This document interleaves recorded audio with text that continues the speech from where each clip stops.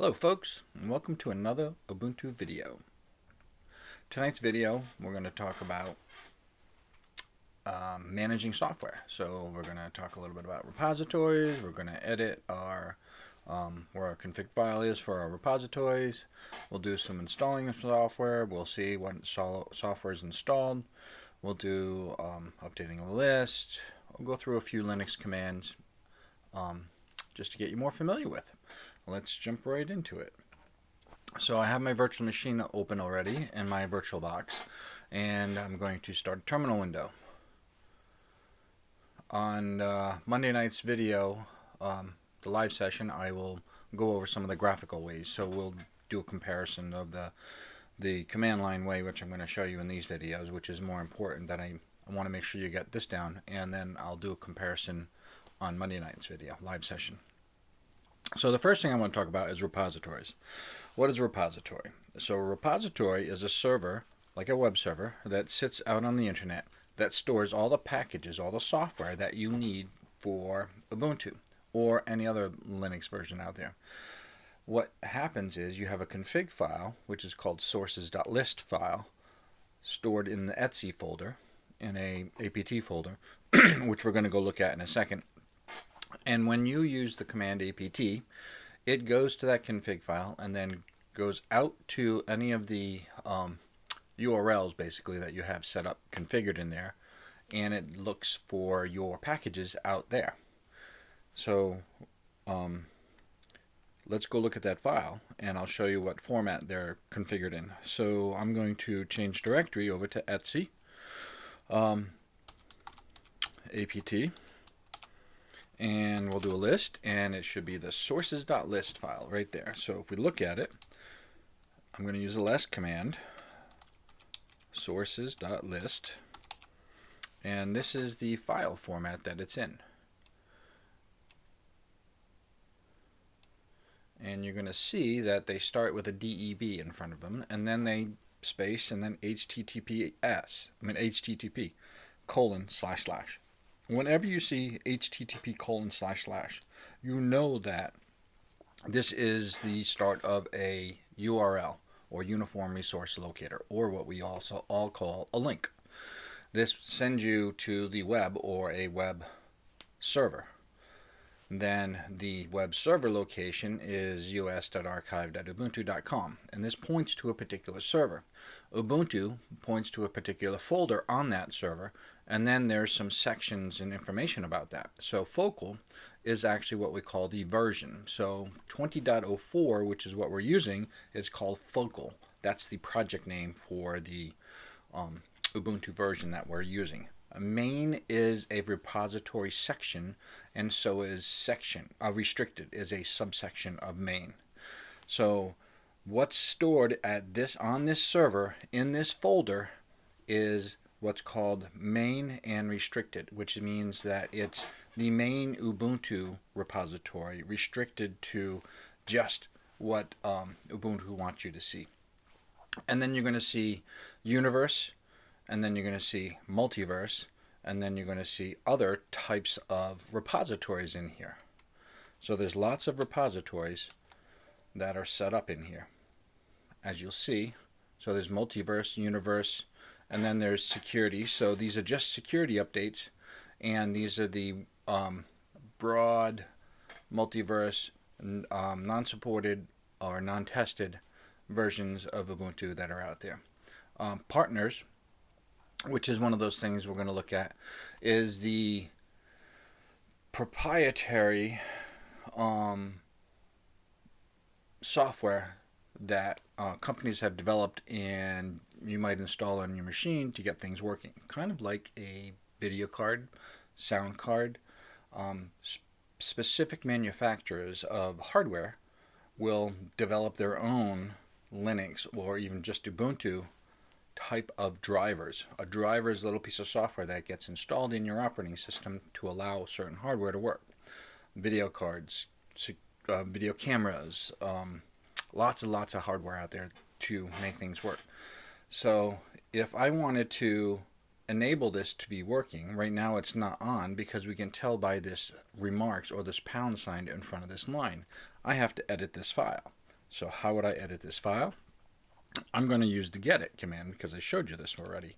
This is our graphical text editor, and it is the same name of the file, sources.list. So instead of looking at the file, I want to go and edit the file. So I'm going to do that right there. But the very first thing that you should see, because when I did that, the save command. So I can't edit this file. So what do I have to do?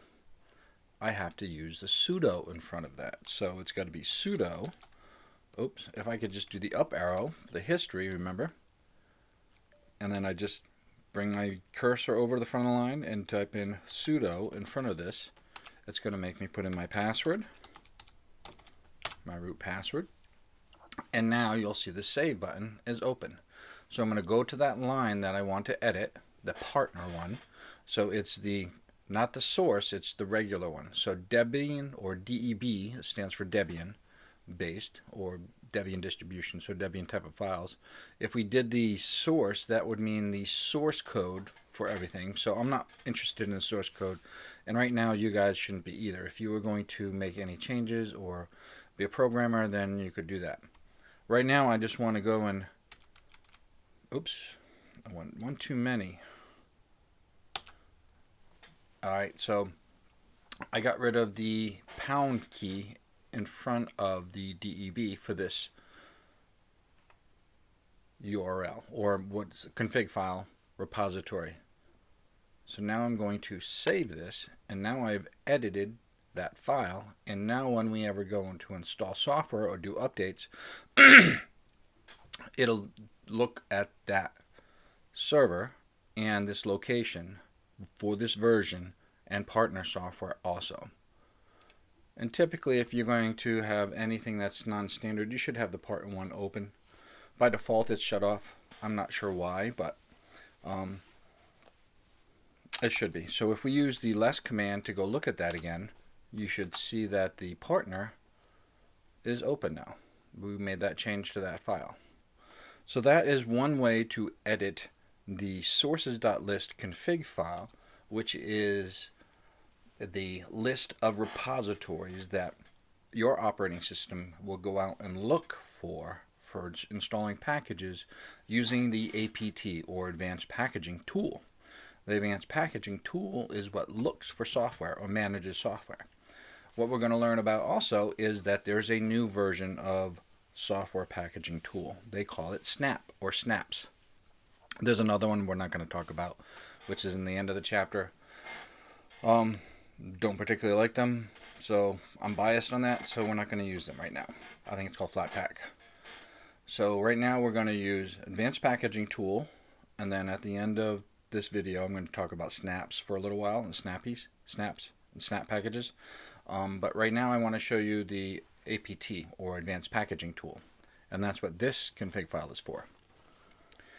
So how do we use the repositories, and how do we go out and find files from the command line? APT is the tool that we use. Whenever you're using APT, you should always use sudo in front of it. Sudo APT. Before, if we wanted to do anything in APT, we would do -get, but we don't have to do that anymore. I'm going to do the update, APT update. So this is one of the first commands that you should learn about APT. What is it doing for us? If you notice, it's going out to those URLs that we had in our sources.list file, config file, and it's reading package lists. If you see right here, it says it's reading the package list, done. And then it says it's building a dependency tree, done. So what it's doing is going out to those repositories, and each repository will have a list of what files are stored in that location. And it'll give you version numbers, or it gives version numbers. Any software that you want to download, you always want to make sure you do a sudo apt update first. This means that you have the latest and greatest version of packages that are stored in those repositories. So when you go to install a package, you get the latest and greatest version. Also, if you have any packages installed on your machine, on your operating system, and you do a sudo apt update, You get the updated versions if there are any installed, if there are any out there, any newer versions of the packages that you have installed, and then you do a sudo apt upgrade, will now upgrade any packages that have been seen that have a newer version out there. So it looks like I have a package that needs to be upgraded. And so I'm going to say yes, and it's going to be 22.9 megabytes of data that will going to be installed. And it also has dependencies, so if there's any dependencies out there, which are typically libraries, I'm going to hit yes here and let it go, and we're going to talk about dependencies. So if you have a package and you're going to install it, a lot of times applications and programmers for these applications will require bits of software, or what we call a module that it keeps calling all the time. And what happens is people develop these modules and they allow other packages to use that software. So these libraries that get developed over a period of time have different applications that actually connect to them or reuse all the time.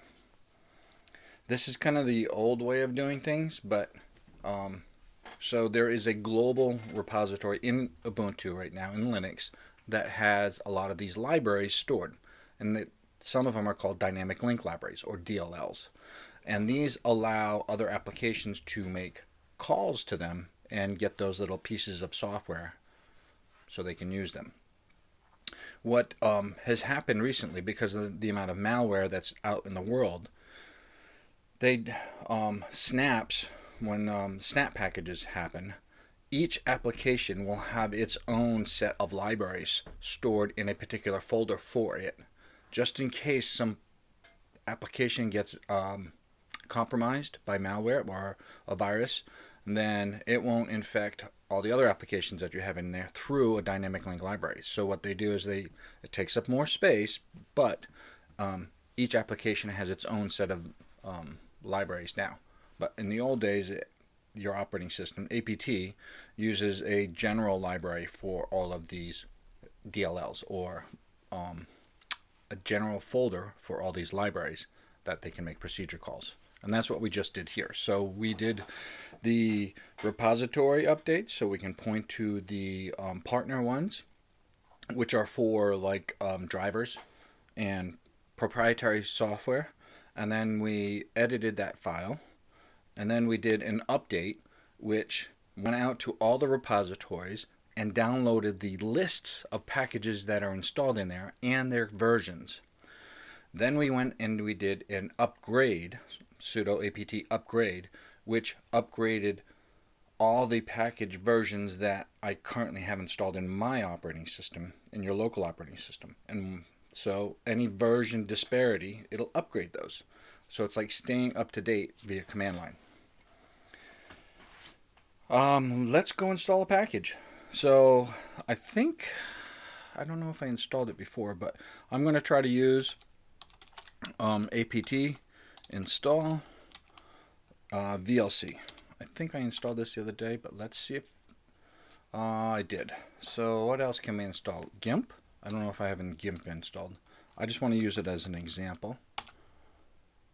Hey, so GIMP is a image editing tool, kind of like Photoshop, but it's an open source version. So I'm going to install that. It's 105 meg, and it's a graphical, so you have to have a desktop in order to do that. So it would be on the desktop, not on the server version. We're not going to install any server software yet.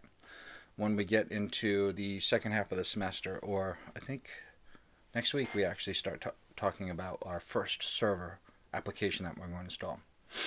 But this is a user application for image editing. I can start it here, or I can go to the graphical way. Let me just do it here. I think I can just run GIMP. And that's GIMP. It's going to load up, and I'll just show you the picture of the application. So this is an image editing tool that you can use to edit images in Ubuntu desktop, or lots of different distributions. GIMP is out there for just about any distribution, I believe. Not everyone, but most of your graphical ones, graphical desktops that have good graphics in them. So if you wanted to find an image editing software, but I use this as an example just to show you how to install the software. So now we know how to do updates for our packages. We know how to do upgrades for things that are installed. We know how to install the package using apt. So what's one of the other things that we can do? We can use another tool, which is an older tool. It's called dpackage. So if we want to look how to use dpackage, dpkg, we type in man dpkg. If you wanted to install a package manually, the dpackage tool allows you to do this, meaning that you can download the source code from a website in a tar or a compressed file, zip package, you download it, and then you can compile it. Basically, you can use the dpackage to compile that source code into an executable that then you can install. One of the problems here, if you use the dpackage software to do this, you need to really know what you're doing, meaning that some applications need dependents or dependent packages, dependencies. So you need to find the install documentation and the README documentation to find out all the dependencies that you need and then how to install it, because you'll download the source code, make the executable, and then you have to put it in a specific location and then make sure that all the dependencies are there for that application, meaning that in the folder structure you set up, whether it's relative or absolute, remember we were talking about the path name for the application itself, has to be there for that application. If it's not, it won't run. Make sense? And if you need any hardware, you need to make sure those are updated and properly set up, depending on what the package does, the software does. Dpackage is that tool to allow you to do that. But what's useful in the dpackage and the apt world is if you use the dpackage command with the -l option, you can see all the packages that are installed in your system.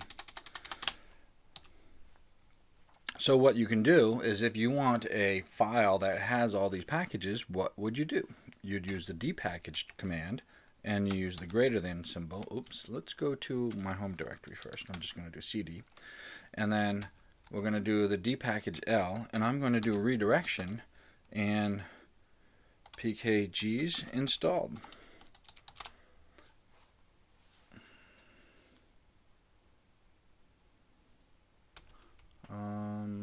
I should be able to do that.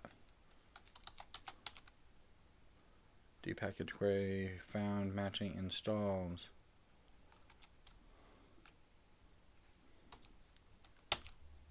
There we go. Because I put a space there, it figured it was two options. Don't use spaces. So now I should have a file called packages installed. So I do an ls, and I do have one packages also. So it wasn't, no, it did not, I did that wrong. I should have put it underscore here. But so now I have two files that have all those. So if I do less, and let's see if pkgs, no, there's nothing in that one. And let's see if it's packages installed. There we go. So the packages installed one ran. And so now I have a text file with all the packages installed in my system. And that's one way to get it and save it for later and say, hey, this is what I have installed, this is my base, this is where it's going. And then if you want to do a comparison, you can always put it into another file and do a comparison contrast between the two. Not necessary for most desktops, but if you're doing a server install and you want to say, hey, this is where we're going, boom, let's do a baseline. This is where it's running, this is what it is, this is all the packages installed. And then you can get version name and everything else like that for them. So now we're learning about installed packages. So that's most of the apt stuff that you're going to need. So apt is the tool to install. There is ways to upgrade, and ways to update your packages. Repositories are what the main thing that you need to go to and find. And you can use websites to find applications. Depending on the applications, word of mouth. YouTube is a great place. Hey, top 10 applications to put on this version. What do you want to do with your applications, or what are you trying to do? That's how you find them. And then usually they'll give you some explanation on how to install them. But sometimes you'll need to add a repository into the sources.list file. So if it's a specific application that's very proprietary to a specific programming or group or project, then you might need to add one of those, a line in your sources.list file that is pointing to that repository where that package is installed, and supporting or dependent packages if they need them. Now we're going to get into snaps. And now you know how to edit that file. So if you're on the server, you can use Nano, but if you're in a desktop, you can use Gedit. Either way, it's easy to edit that file now. So what is Snap? Snap is a way, or a new way, that Ubuntu is using for packages. One of the downfalls of Snap, which if you look on the YouTube or look on the forums or anything out in the world, there's a lot of kickback to Ubuntu for snaps, and snaps are just for Ubuntu. Snap packages is very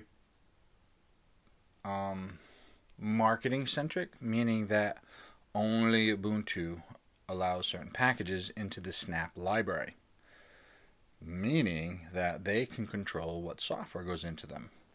They did before, but now it's very strict and very tight. A lot of people are saying that they're doing it for money, so when companies say, hey, we want to put snaps in there, they don't allow certain packages in the Snap repositories. So how do we install, or how do we find software? We can use a snap command, and we can say find, and let's do VLC as an example. VLC. It will go out there and look at VLC and see what it is, and then it'll give you some other software that is very similar to that or within the same category of that. So VLC is a video player per se, and they're trying to show you where you have other types of software that are like that. MJPEG, so a movie JPEG streamer. YouTube, which is a download and play video from YouTube. There's other types of software out there for this, but VLC is another one. Let's see if, because we've already installed the APT version of VLC, let's see if we can install the Snap version of VLC. So Snap install VLC, and I have to put my password in. Didn't even ask me. I didn't have sudo in front of it, but notice how it was graphical. And it is going to install the Snap version of it. So now I have the APT version, repository version, and now I have a Snap version of it. So I'll have two different versions of this package installed depending on how you install it. Right now, not everything is available on snaps. There's only so much stuff. So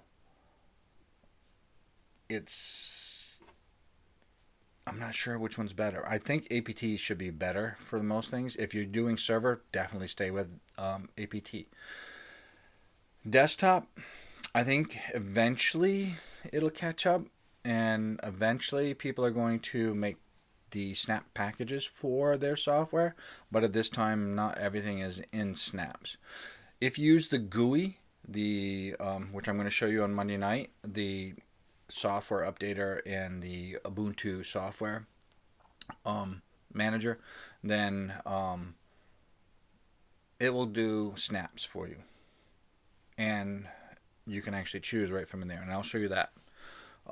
The other thing is, so now we know how to find stuff. You use Snap Find. If you want to find out more information on how to use it, what would you use? MAN Snap, and it'll tell you different things that you can use with Snap, how to check things. But the main thing is, how do you find software?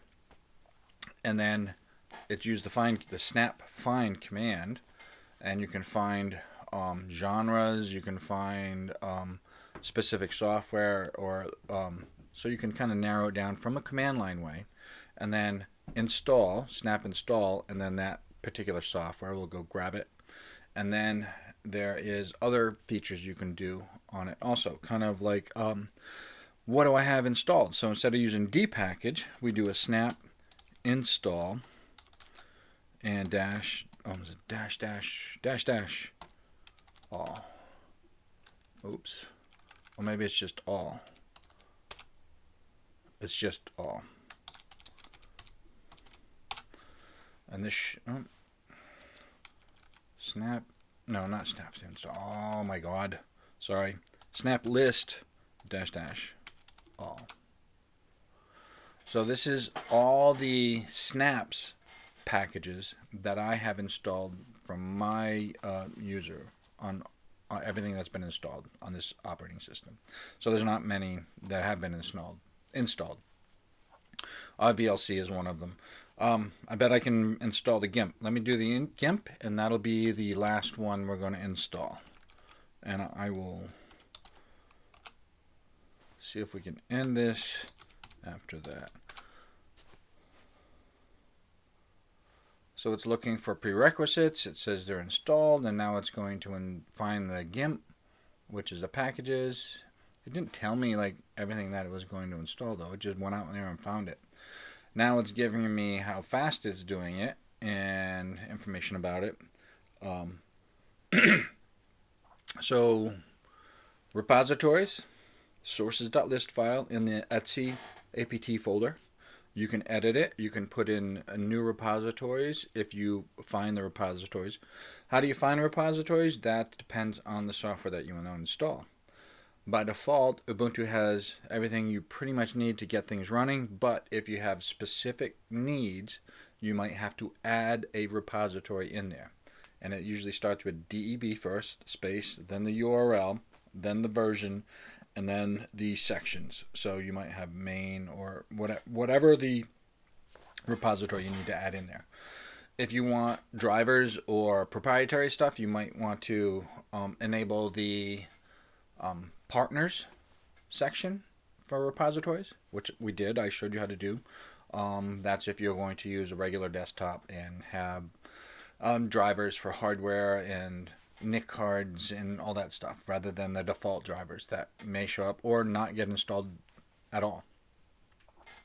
And then there's how do you maintain an update. So it's apt update, apt upgrade.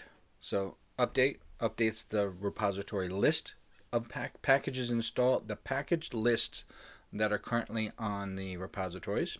And then the upgrade will then upgrade anything that's been installed in your operating system. If there's a newer version out there from that update command, then it'll upgrade those packages for you. And then you use apt to install software, and then you can use apt to remove. Basically it's remove. And then there's snaps also, which snap can be used to find software, install software, and find installed software.